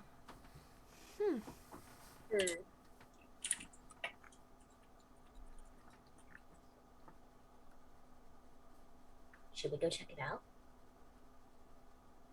Yeah, we can do a stakeout. We can do a sleepover for your Oh, stay here. we could have snacks and snacks And maybe even drinks. and drinks. We can make a pillow nest. Yes. I'm just sort of in the back, just slowly sweating away, and of course, getting my collar and just kind of letting out some air. And then, of course, Bob kind of looks at me and kind of gives me the "don't be a chicken. This is your opportunity to stand up and show them what for." It should be mentioned that there are seemingly 2 entrances to the building. There's the smaller kind of side door here on the ground level, and then up the big steps. It's kind of covered by a dome, but there is a nice big door. So they said that they felt like they were being watched, right? Well, not that they were being watched, that just while they were kind of standing around this building that they've never seen anyone coming in or out of it, they thought it was disused and everything. They've never gone in themselves. But occasionally they hear sounds and they just get a weird feeling. Okay. Different than the feeling that drew them to the school, but a weird feeling. I mean, Avi, Ophelia, Aerith, I don't know if you're talented in this way. I don't really know what you can do yet. Do y'all want to maybe do like a magical looky-loo around the place? I could discern secrets. What do you know? I'll do it like a once over from the outside, and then once we get in, I can maybe do a little bit more specific So can I check to see if there's anything odd or unusual?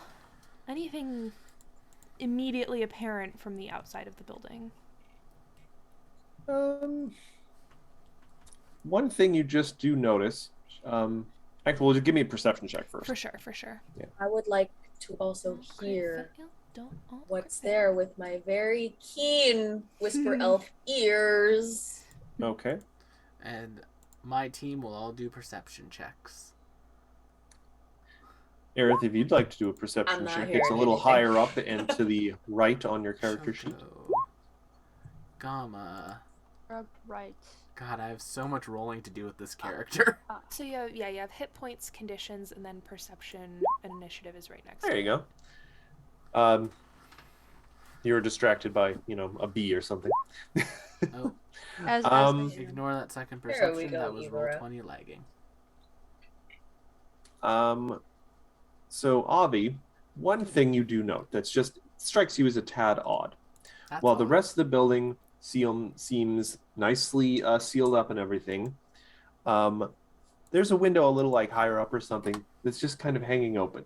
And you find that a little odd. If the building is supposed to be sealed up, you think the window would be sealed up as well. Can we get some that's odds in the chat?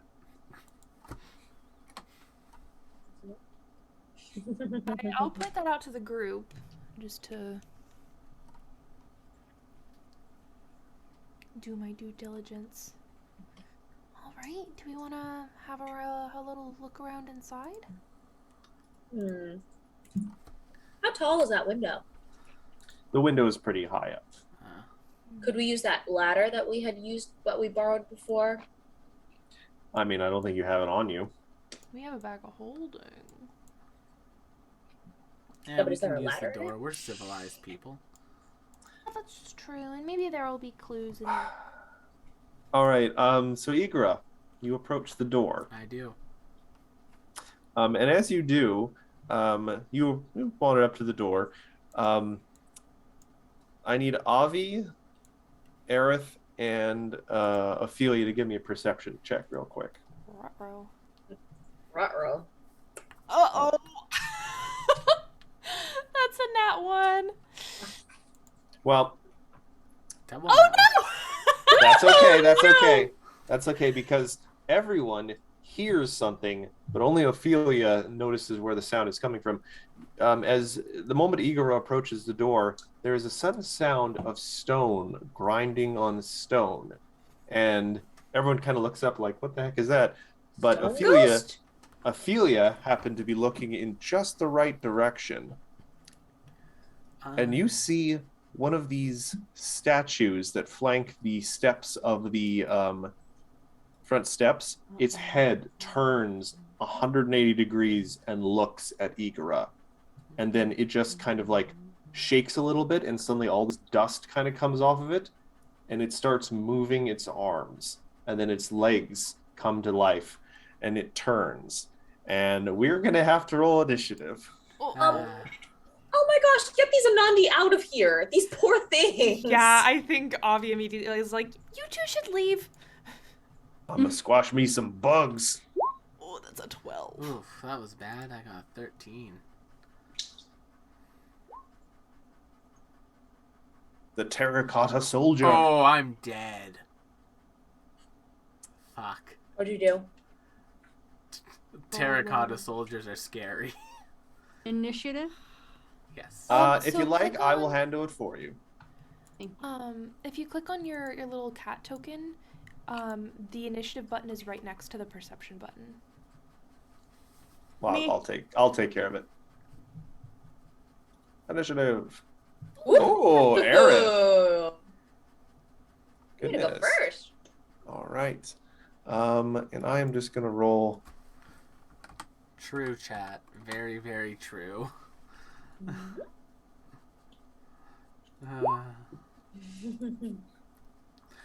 The Anandi are just gonna go last. Believe it or Oh, not, they should leave.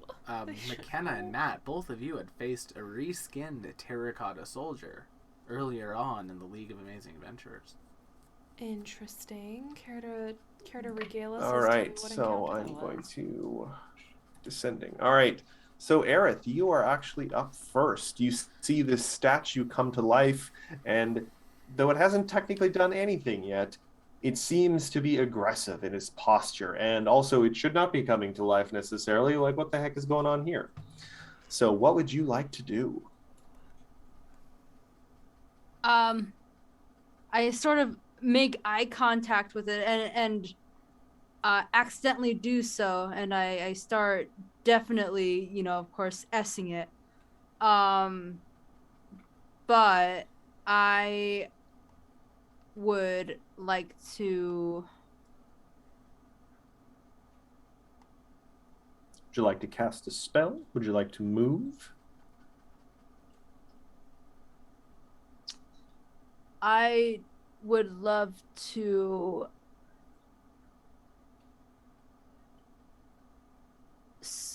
summon an elemental just in case. All right. So that would be summon elemental. Oh, there we go. Oh. So this will be at level 2. So it will be a level 1 elemental. Okay. Do you know what you want to summon? Now, is there a particular type of elemental you're wanting to summon? Two might be. Noticing that it is made out of stone, I would try to cast actually a well, noticing that nothing really deteriorates stone, just summon a like elemental made of stone as well. All right. Okay, so that's probably going to be an earth method. Level 1 earth something, yeah. Yeah. All right. Can you handle that, Will? I got you. All right. Earth method, and where do you want it summoned, Aerith? You have 30 feet of range. Edit. I summon it in front of all of us for protective purposes. So yeah, about here, I suspect. Yeah. Or there, yeah, okay. And I believe as a summoned creature on its first turn, it has like 1 action. I believe it gets its full two actions. Oh, you're right. Yes, sorry. And it should be in your character in your journal now, Aaron. You should see the stats for the earth method. Yes. Yes, if you click on that, it'll open its character sheet. And then Yes, on the elemental. Yep. Or on the. This Yes. is level 1 elemental. The earth method. Yes. Yes. And you have 2 actions to do for it. So it can move up and make an attack if you want. There's a screen covering it that says building NPC. Yeah. Oh, building and it's making it. Roll20 is loading. Roll20 is being a bit slow tonight, and I apologize for that. Edie's Allow me to tell you what it does. I have their stuff. They have a movement speed of 20 feet, and they have a fist attack that is a +8 to hit and deals a 1d6 +3 bludgeoning damage on a hit. Okay. Solid. Oh yeah, I see the breath weapon. Yes. For the proactive abilities, yes.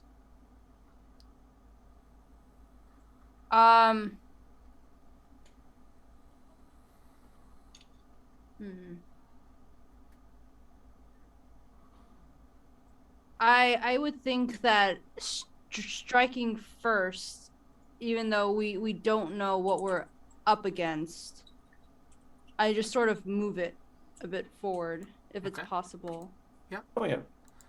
You can get it up to there. Making the first move, thinking about it, is probably the stupidest move, since we don't know what we're dealing with just yet. But doesn't it have 2 actions? It does, so if you want, you can have it punch the thing. We can start seeing what works. Yeah. I'll have it do a slight tickle, a nice little tickle. So if you just click the fist button on the page, it will roll it. Okay. That is an attack of 10, and unfortunately it just kind of hits none really managed to penetrate the hardness of this thing, though not necessarily literally. I'm not sure. No, it doesn't actually have hardness. Just I goes don't think. think. Yeah, and that moves it to its turn.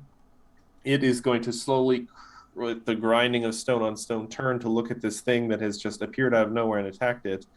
And it is going to bring down its big sword on it. Yeah, Choco Oh, has hold a on. speed of 40. Oh, okay, no, I was clicking the wrong thing. So first, Oh. 25 against the Mephit. Oh, that's a crit. Yeah. All right, so that is going to be 42 slashing damage on the Mephit. The Mephit is deleted from Oh existence. my god. Oh. It just, I and the mean, Mephit hey, just that's shatters into dust. one attack that didn't land on us. Mm-hmm. This is Yeah. true. A crit. No, two. There is a method Um, to the madness. It is then going to That's so return good. to its original programming, noticing the thing that has moved towards the door that it doesn't like.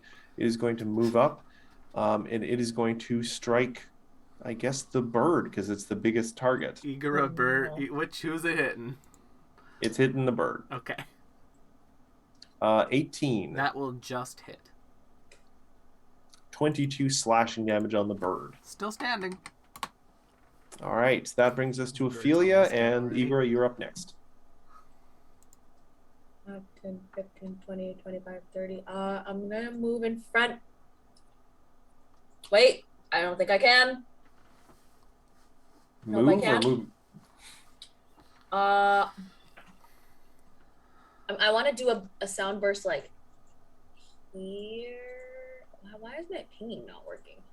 If you have it on your measuring tool instead of. Okay, well, I want to do. There I we want to go. do it I see it. here where it will hit this boy and not our boys. All right. What check is that for?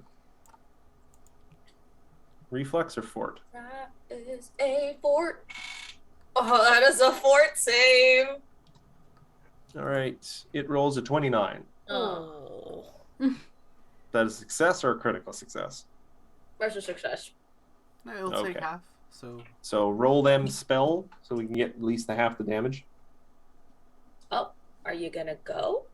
roll 20 is a I little bit clicked ya. slow today. There we go. Oh. Sound burst. 12. Remember, if you click it once, just give it time. Right. So Oh, we'll and use then the I fir- had the bard song up. That's my turn. Okay, we will use this first one. So that is going to be 6 damage on the terracotta boy. Igor, you're up. Avi, you are on deck for next. Oakley, dokily, artily, chokily. So, Gama's going to try to bait out an AO by going to stride there. And it will work because this thing is a simple creature and is not, clever or tactical. Oof. So that is going to be a 27 against Gamma. That will hit, but just barely. 22 slashing damage. 22 slashing damage. Okay, where are my hit points at now? Okay, I'm still good. So that's one of my 3 actions. Then with my other action, Gamma is going to belly bump the soldier. Where is it? Striking belly bump. 28 to hit flat-footed.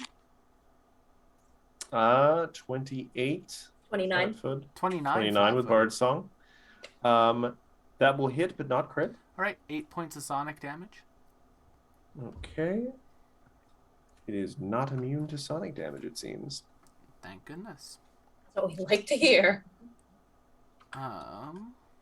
So we have that. So that's 1, that's 2. And then Igoro will spend their last 2 actions commanding Choco.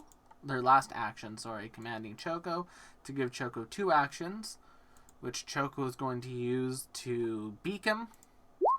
Natural 20 Ooh. for 30? 30. That's a critical beak. That is a critical beak. Is that piercing or slashing? That beak. is piercing. Okay. So 10 piercing damage. 11 piercing. I'm adding No, he a added Bard Song already. to it. Yeah. Yeah. So that brings us down to. Look at that. All right. And then a Talon strike. 25 flat-footed. That will work. Not a crit, but 3 bludgeoning damage. All right. The menagerie begins. Amazingly, this thing does not actually have like hardness or anything, It's which a clay is soldier. strange. And But that brings us to Avi. that's Igra's All turn. right, Bard's song is up, which means magic missiles are coming. So we're gonna do 1, 2, 3. Holy smokes! All right. 12 plus 5. That's gonna be 17 force damage. 17 force damage. Well, I actually have to do just math now. That was almost max damage. That was spicy. Very spicy, Avi. Very spicy. All right. Seems to nice solid hits there. Mm-hmm. We're gonna go next to the the poor Anandi. Right. If I can just Get out of here, kiddos. get their damn character sheet to work. All right, they are going to move behind all y'all. Mm. What is the As range they on should. there? And sling. They're gonna do, because I mean their slings did work the other day, and they're not actually within damage, so they can. They're both gonna get 2 slingshots. So first sling. I'm just using his thing for both of them. Sling the first. Sling, batter, 15? sling, batter, sling. That pings off the thing's armor. And sling the second. 24? Oh, that's fangs. That wouldn't normally hit, but because it's a crit, it does hit. But then because it's only hitting because it's a crit, it just becomes a regular hit, I think, right? Yeah. Yeah. Well, we So know that their just AC we know their AC is more than 24 now. Oh, wait, no. Bard Song. Oh. Bard Song. So, yeah, it would be a crit then. Okay. Well, you love to see it. So we might want to roll the damage for the sling attack then, because you rolled a fang attack. Oh, whoops. Ah. Oh, hold on. Then I have to check something then. Plus 8. Oh, no. Okay. The sling and the thing get the same amount. But actually, then that should have been. Oh, that would. No, that would be a miss then because I rolled a first attack, I think. No, you rolled an attack number 2. Oh, did I? Okay. Yeah, it says So, attack yeah. number 2. Fine. But I will roll the damage for a sling then. Where's the damage? Boop. 4. So doubled, so 8. Plus 1, 10. Ah, thank you. Yeah. All right, so that was one round of slings and the other one. Sling, batter, Nope. sling, batter, sling. Oh, Holy wow. Their smokes. slings continue to be amazing. For the record, Aaron, the last time these guys came in with the slings, they also cleaned house with like multiple nat 20s. Wow. Like For they're once not the supposed to DM's be rolling. helpful. For Yeah. once, the DM's rolls are proving to be useful. Oh my god, thank goodness. Aerith, you're up. All right. That was for 8 damage. Well, noticing how brilliant of an idea that I came up with, I actually choose to mirror image. All right, which I believe is 2 actions. Yes. So the Aerith blurs for a second, and then there's 4 Aeriths. Nice. You have 1 action remaining. What would you like to do?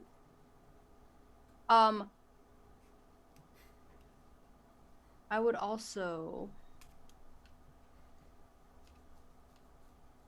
like to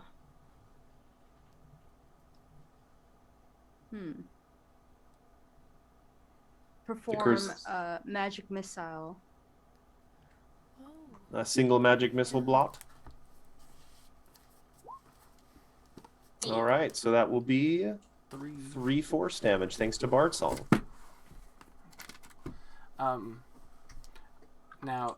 Aaron, Mm-hmm. just because new system, new fun. Right. So that was a level 1 spell that you can like choose how many different actions you use for it, and you get more missiles. You do have a focus spell that's only 1 action that does the same thing. Okay. So if you want to save the spell slot, you could have used the focus spell there. If you want to use the spell slot for the 1 action one, you can also do that. Just giving you the Gotcha. information. Okay, yeah, I'll definitely put that down next time. We all learn by doing. We are students, Exactly. literally. Except for me, I'm a god. And speaking of gods, I am angry and wrathful, and I'm gonna kill me a frog. So the statue, not you, Aerith. But I'm riveted for your The theater of the pleasure. mind frog. What eyes? I see nothing. It's just a regular hat. The statue, having been damaged by a weird croaky sound frog, I don't know how that does so much damage with its croaking. It is just going to essentially pivot on its waist because it's a statue that's in multiple parts, so it doesn't even have to move its legs. And it is just going to do a full round of smacking Gamma with its longsword. If you were wondering how a frog can be so effective with their belly and like vibrations from their belly, I would recommend watching Amphibia. That's a crit. That will be 28 slashing damage on Igora. Still standing. Second slashing. 18. Misses. Crit fish. 23. Takes me down.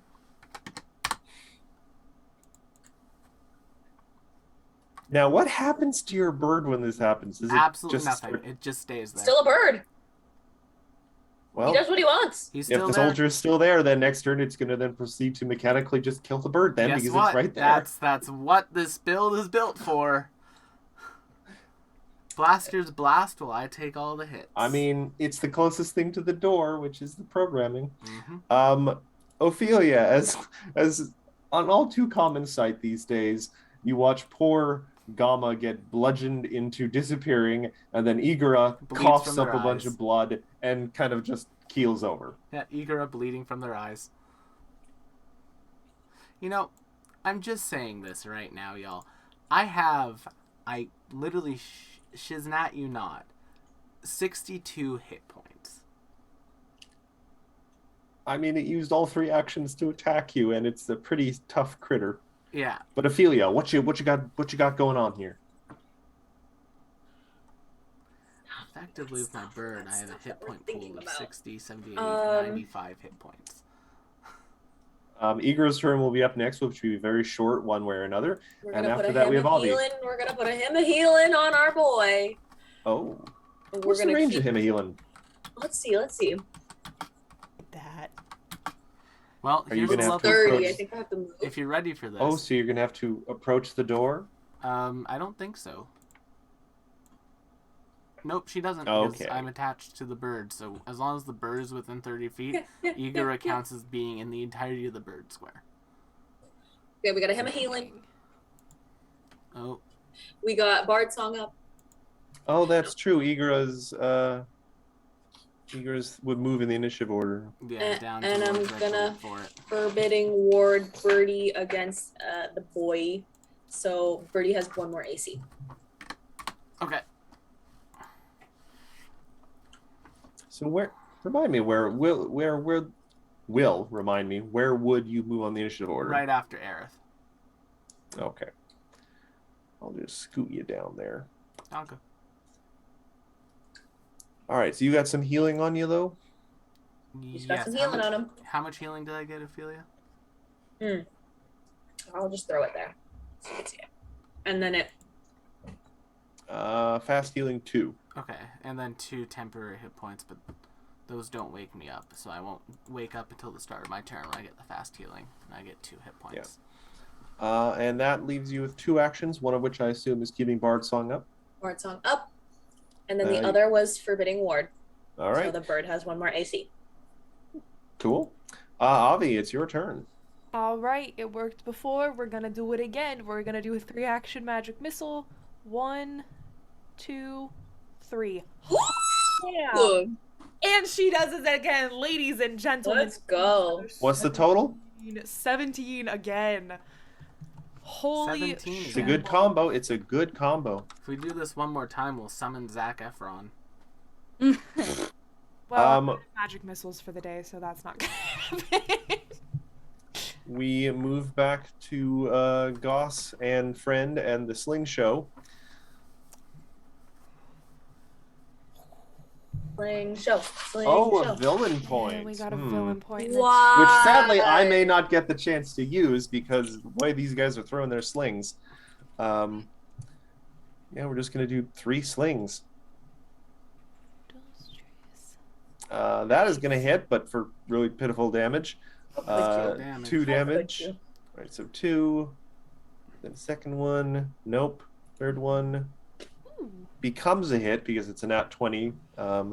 So that will be a total of 4 damage from the first flurry of slings, and then the second. Nope. Wouldn't it be Nope. Nope. 3, They're doing their best. 4, 5 damage from the first flurry because of Bard Song? That is correct. Thank you for reminding me. Well, this is why being a bard is hard. You have to keep reminding people. It's hard to So be a total bard. of. All right, so total of 5 damage in total. The slings were a little less impressive this round. Aerith, your turn is up. There are still 4 of you on the field. Yeah.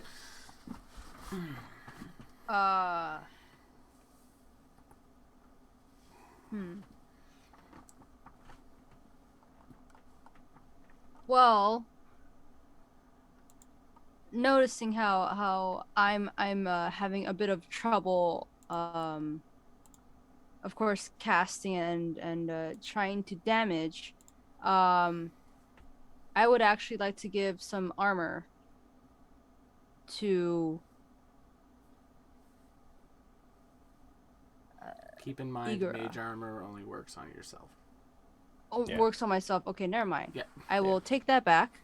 Sure. I would like to go to sleep and sort of just put my hands up and just go and get very frustrated with myself. And you know, honestly, I'm just going to go take a snooze. It should be noted, catnap takes 10 minutes, and each round is 6 seconds. You would be sleeping for 100 rounds, essentially. You know what? I will take that back. That's fair. Learning. We're all learning. I'm still learning. I will take it back. What you got in terms of cantrips? I have electric arc, dancing lights, ghost sound, daze, chill touch, guidance, and detect magic. Now, Will, what do you have to say about electric arc? I've heard you've had controversial opinions about it. Arguably best cantrip in this entire game. You mean catnip? I will go with the suggestion of electric arc then. It is a 2 Alright. action one. Yes, though I think you may have to move a little closer. Okay. Yeah. You'll Yeah. have to move about 10 feet closer. So 2 squares. Here should do it. Here. Here. I have a kitty cat. She's I can hear somewhere. I can hear Aerith. Would you like me to move you, Era? Yes, please. All right. I see the little movement. There we go. All right. So if you like, you can go into your spell tab and just press the button that says electric arc. Okay. I will do that right now. There we go. 5. Wait. Should I do it Okay. one more time? Since No, it's- no, that's fine. Right. I have to roll reflex. Success. So I'm only going to take. Oh, 2 wait, damage. Matt. Yep. Did we program it wrong? I just drag and dropped it. I didn't heighten the spell manually. Well, I dragged and dropped it, Oh. so it's my fault. Yeah, we didn't heighten the spell manually, so it should be 1 more d4 higher. Okay. Or, what's the highest level of spell we have access to right now? Second level, 2, yeah. I So think. it's 2d4 right now.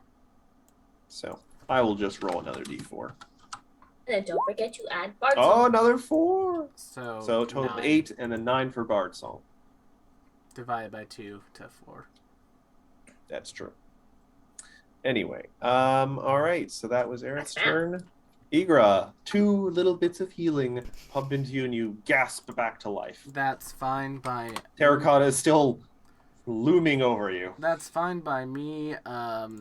Number 1, I'm going to heal myself. For 22 healing only. I'm sorry, Will. Did you just cast a spell? I did.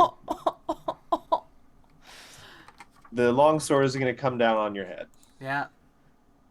So fun fact, Aaron, in Pathfinder, if something has attack of opportunity, I think that's a crit. Go to dying 3. fuck. Cool. Sorry, Will. You did cast a spell right in front of it. It's fine. I forgot the thing had AO. That's my bad. That is a misplay on my part, and I should have done Choco's turn first, but I didn't, so he can't act, so that's me. Yo. That was a misplay. Oops. Oh well. I'm a dumbass. It's fine. It's okay. The terracotta soldier considers the matter here done, but it does see a gathering of people which it fears may one day approach the door. The bird God, is, no, Matthew, God. the bird is still up. Okay, he'll attack the bird. I have one job, and that is to stop my allies from being attacked. All right. First longsword, and I got my reaction back now too. 20. Okay, now the bird goes down.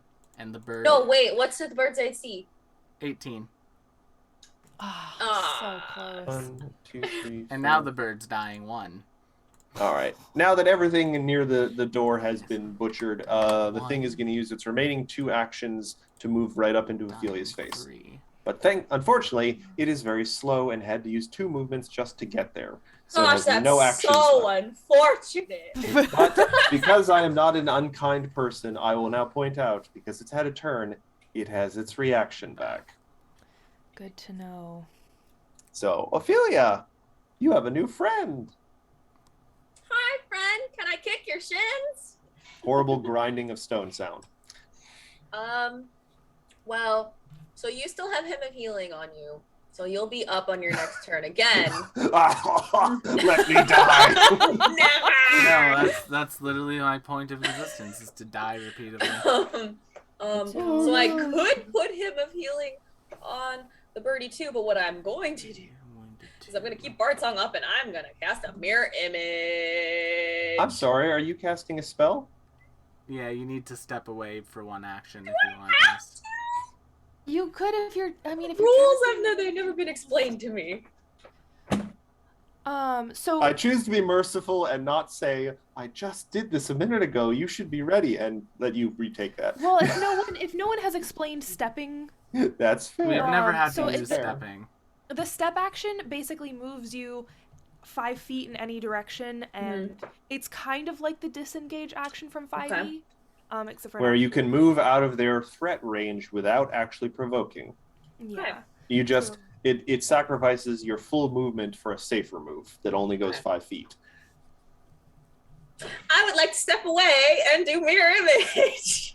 All right, you take a 5-foot step back and use your remainder of your turn to cast mirror image. There are a lot of individuals around the terracotta statue now. There's like 8 people. And only 2 of them are real. Yo, Avi, want to join? That would be very funny. All right, so I'm just going to move Ophelia. Plans. I'm assuming you just wanted to move straight back. Mm-hmm. Avi, it's your turn. The Um, thing I must say is looking pretty damaged. It's got cracks, bits of sand are coming out of it. All right. Well, first thing we're gonna do is a little electrical arc for minimum damage. Reflex. It fails. He fails. He takes 7 damage, and I think it is 7 because I don't think you sustained Bard Song. Nope, I No. couldn't. Yeah. Sorry. So that Which is actually the first time in a fight that Ophelia has had to put Bard Song down. She had to stop singing Where- and get the hell out of Dodge. To be fair, she's been rendered unconscious a few times. That did end the song. Yeah, but that doesn't count. All right, Avi, that was 2 actions. Yes, so with my last action, I don't know if mental effects will work, but it's worth a try. Needle of Vengeance, I'm gonna say if it attacks,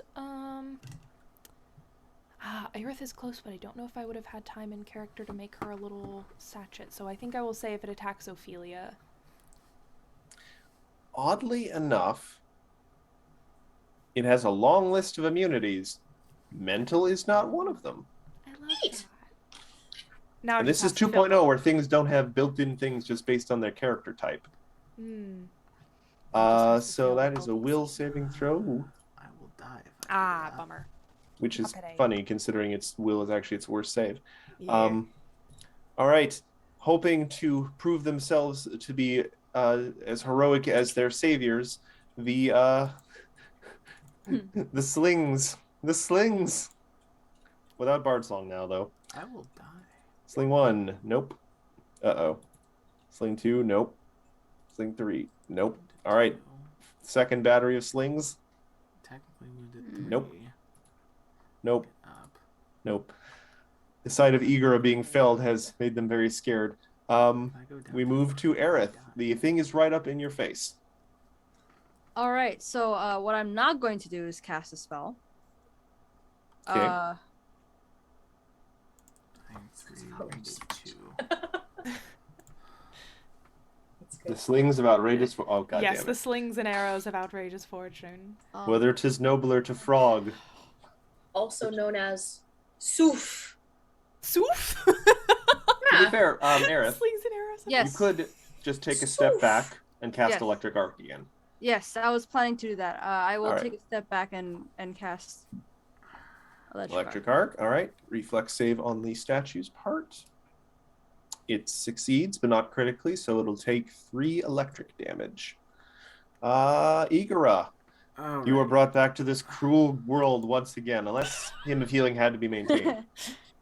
Oh, no, it Um, didn't. Okay. So, step 1.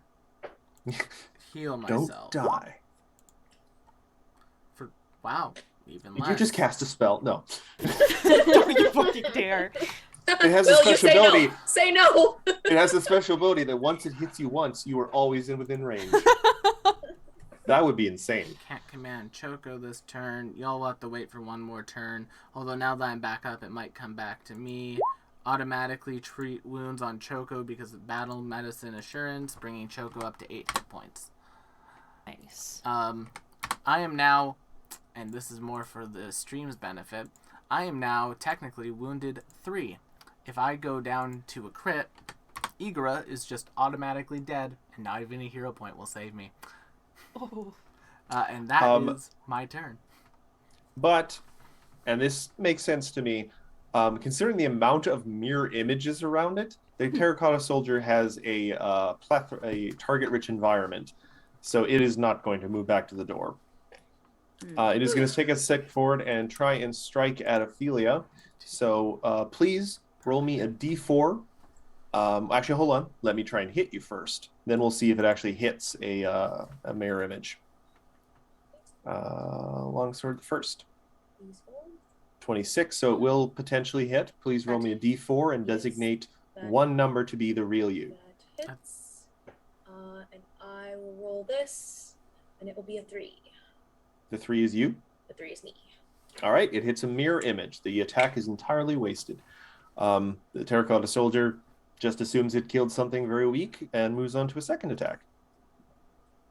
Please roll me again, but this time only a d3. / roll 1d3. Ah, there's no button. That's no fun. No, Just /r space d3.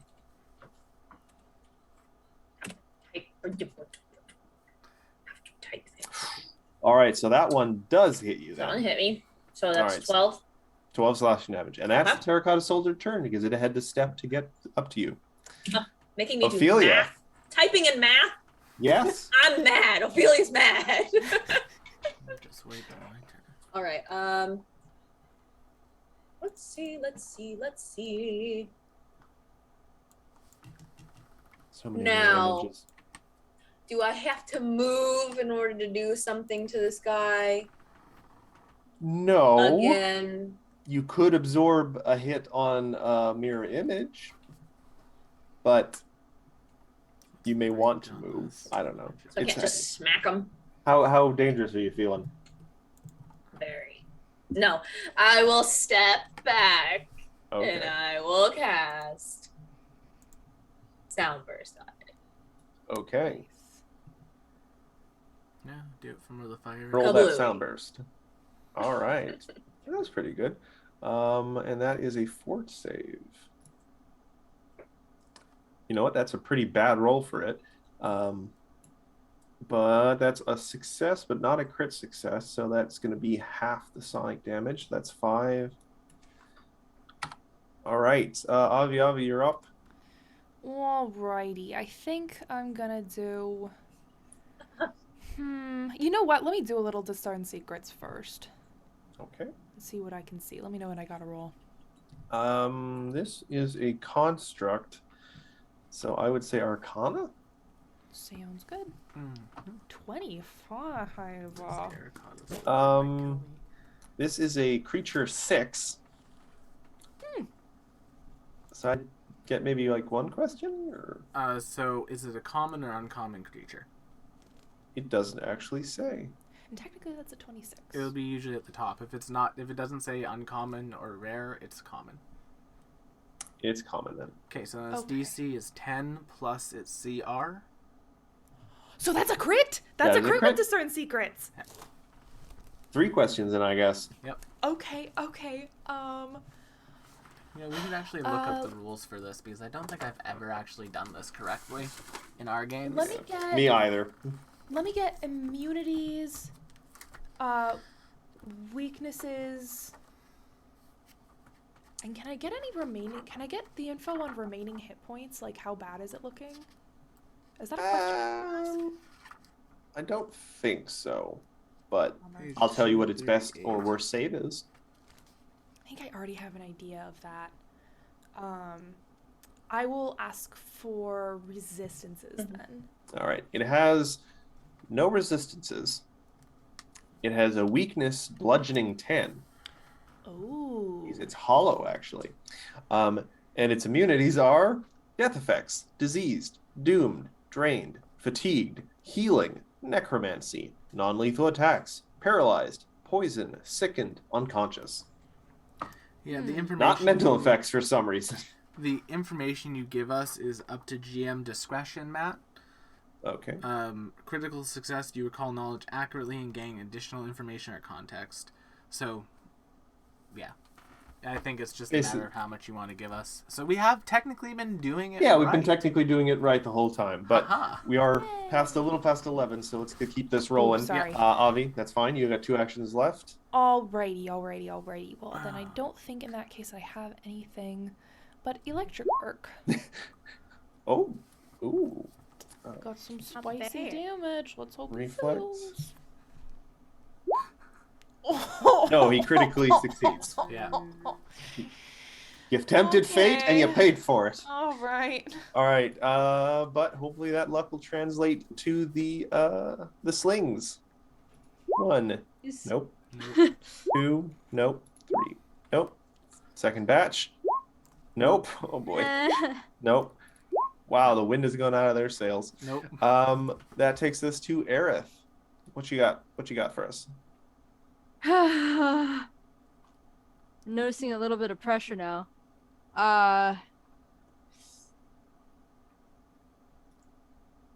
Debating on doing electric arc again. But you also said like non-threatening. Electric arc will deal damage unless he crits. Yeah. Well, I'll go ahead and definitely try that again with the electric arc.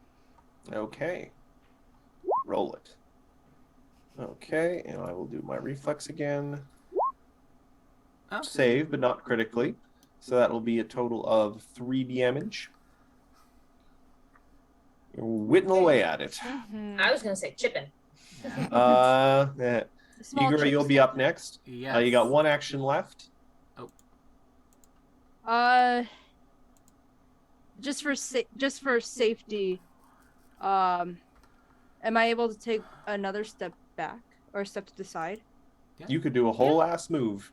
You could move a full 30 feet if you wanted to. Okay. A whole ass 30 feet. It doesn't seem very fast, so Right. I'll definitely take a 30-foot step back. where would you like to move? Initiation, kill the stone man. Seriously. Let me see. Where is it?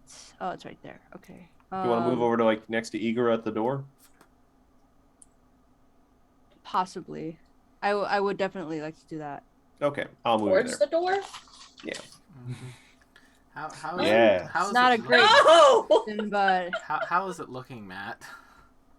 It's looking pretty rough. Great. Okay. Then You guys have it started at well over triple digits. It is now barely in the double digits. cool. Can it make me a will save? Oh, that's a terrible roll though. Oh, why are you? And I passed, but not critically. 1 point of mental damage. All right, Why are and you then trying to draw with ire my right now? last action, I'm going to command my Choco to run over there and attack. No! I am being aggro. You don't. Oh my God, Will! I'm at full health. If he attacks the animal companion, it's fine. Oh my God. Natural 20. True ire to Natural 20. wow. Natural 20. So yeah, with a furious squawk, the bird runs up, pecks at a little cracked section of the terracotta soldier's back, and for a second seems to have no effect. And then a spider web of cracks goes out God. through the entire thing. And its Finally. upper torso just collapses into a bunch of pottery. My It's recklessness. had enough of its shizzy. My recklessness has been rewarded. No, do not take this as a reward. That was a And dumb then- risk. And then the golem splinters and shards into you and you die. You Yeah, a have single to, piece falls on you and you explode. But you inhale the powder. the students have overcome the terracotta figure, and because we are running a little late tonight, I'm just gonna say that's where we're ending things tonight. Thank you all for joining us for this really dangerous initiation for Aaron. I honestly, this was actually a lot of fun. I really definitely enjoyed this time. Like it was, very. I can imagine everything in my mind. But I really like it. I really, of course, enjoy what's going on, and I thank you so much for having me. I really if- do appreciate it. Yeah. You think that's interesting? Wait to see what's coming up next week, maybe. And on that note, I think we're gonna end things for tonight. So Yes. thank you all for coming. Thank you all so much for coming to tonight's episode of the Strength of Thousands AP. Don't forget to check out our other shows. Schedule is on the screen right now.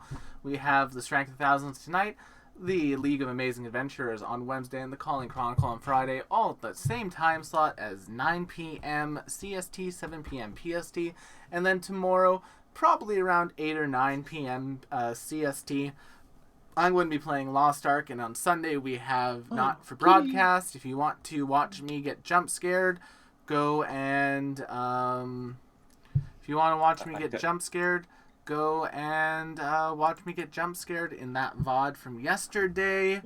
I think tonight, let's see, we did them last week. So tonight, we're going to go say hi to Joe Hills. They're playing some Pokemon. And I feel like thought that'll you be were a gonna say good sort of Joe. wind down for the chat Arceus. Joe after Mama. the stressful encounter we just had. So thank you all so much for coming. And don't forget to check out our other shows. And we'll see you all. Oh, the raid didn't work on the next one. Oh. Kitty. Bye-bye. Have a good night, everyone. Guys. Bye-bye. There we go. Bye-bye, everyone. And